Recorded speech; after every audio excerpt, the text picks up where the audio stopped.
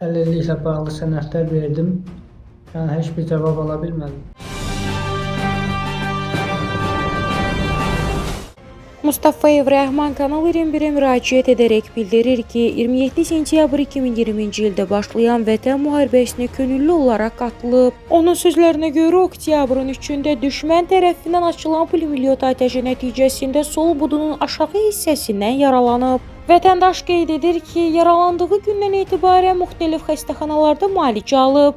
O həmçinin bildirir ki, hərbi xidmətdə olduğu müddətdə onda şəkər xəstəliyi yaranıb və hazırda bu xəstəlikdən əziyyət çəkir. Mustafayev Rəhmanın sözlərinə görə ayağındakı xəsarət və şəkər xəstəliyi ilə bağlı dəfələrlə əlillik dərəcəsi almaq üçün müraciət etsə də, əlillik təyin olunmayıb. Vətəndaş bildirir ki, himayəsində 3 az yaşlı uşaq var və onların saxlanılmasında ciddi çətinlik çəkir. O, Kanal 21 vasitəsilə aidiyyəti dövlət qurumlarına müraciət edərək yaranmış problemin həll edilməsində ona köməklik göstərilməsini xahiş edir.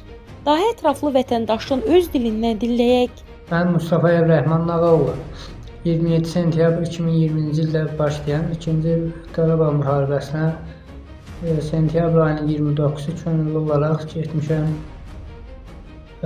Ağdam şəhəri 703 saylı hərbi hissənin tərkibinə qoşulmuşam və oktyabr ayının 13-ü düşmən tərəfindən atılan pulemyot zərbəsindən sol budun aşağı hissəsindən yaralanmışam. Və həmin gündən oktyabr ayının 13-dən bir sıra hospitallarda və xəstəxanalarda müalicə almışam. Bununla belə müharibədə hərbi xidmət dövrü keçən vaxtı şəkər xəstəliyindən əziyyət çəkirəm. Yəni, bu da bir sıra sənədlərdə öz təsdiqini tapıb ki, mən şəkər xəstəsi olmağım müharibədə olub. İndi ayağımda da xəsarət qalıb. Şəkər xəstəliyi də birinci tipi insülindən ağır dərəcəmdir. Bununla bağlı bir sıra valensiyalarda, xəstəxanalarda yatıb müalicə aldım və əlilliklə bağlı sənədlər verdim. Yəni heç bir cavab ala bilmədim. 3 dəfə sənəd verdim, üçünə də imtina gəldi. Nə ayağımda qalan xəsarətdən əlilliyə çıxa bilmədim, nə şəkərdən çıxa bilmədim. Yəni həkimlər, doktorlar dedi ki, bu xəstəliklərlə sağ əlillik düşür. Amma Bakıda Revmatologiya İnstitutundan da kağızım var.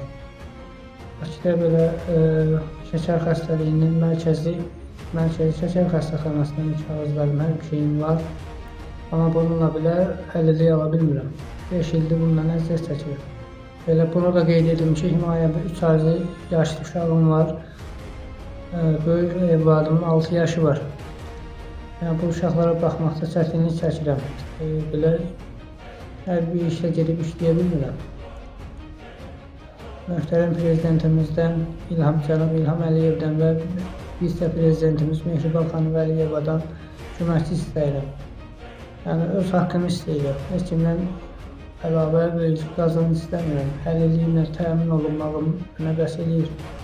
Əlilliyimi almağıma mənə köməklik göstərsinlər. Elə sizə də təqdim elədiyim kimi sənədlərdə də var. Qovşanın azad olunması, cəsur döyüşçü medalı, bir də iştirakçı medalım da var. 3 dənə cənab prezident tərəfindən dəyərləndirilib 3 dənə medal almışam. Sonda Kanal 21 olaraq onu da bildirək ki, səsləndirilən fikirlərə görə heç bir məsuliyyət daşımırıq və qarşı tərəfində mövqeyini işıqlandırmağa hazırıq. Kanal olaraq ictimailəşdirmək bizim işimizdir. Tədbir görmək və ümid isə aidiyyəti qurumlara və Allaha qalır.